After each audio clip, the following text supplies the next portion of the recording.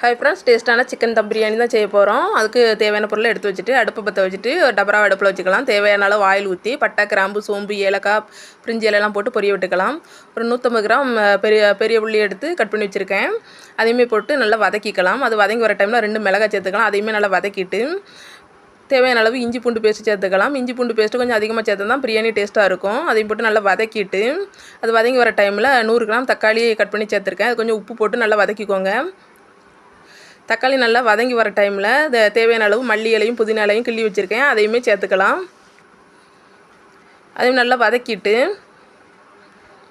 அது வதங்கி வர டைமில் 1 ஸ்பூன் மஞ்சள் தூள், 2 ஸ்பூன் வத்தல் தூள், 2 ஸ்பூன் கரம் மசாலா தூள் சேர்த்து நல்லா மிக்ஸ் பண்ணி விட்டுட்டு 100 கிராம் தயிர் சேர்த்துக்கலாம். அதையுமே நல்லா மிக்ஸ் பண்ணி விட்டுட்டு தேவையான அளவு கறி சேர்த்துக்கலாம். நான் 1/2 கிலோ கறி எடுத்திருக்கேன். அதையுமே நல்லா மிக்ஸ் பண்ணி விட்டுட்டு கொஞ்சமாக தண்ணி ஊற்றி தேவையான அளவு, அதாவது கறி வேகிற அளவுக்கு உப்பு போட்டு கொஞ்சம் நேரம் வேக விடலாம். அது வெந்ததுக்கப்புறம் 1/2 கிலோ ரைஸ் சேர்த்துருக்கேன். சீரக சம்பா ரைஸ் தான் சேர்த்துருக்கேன்.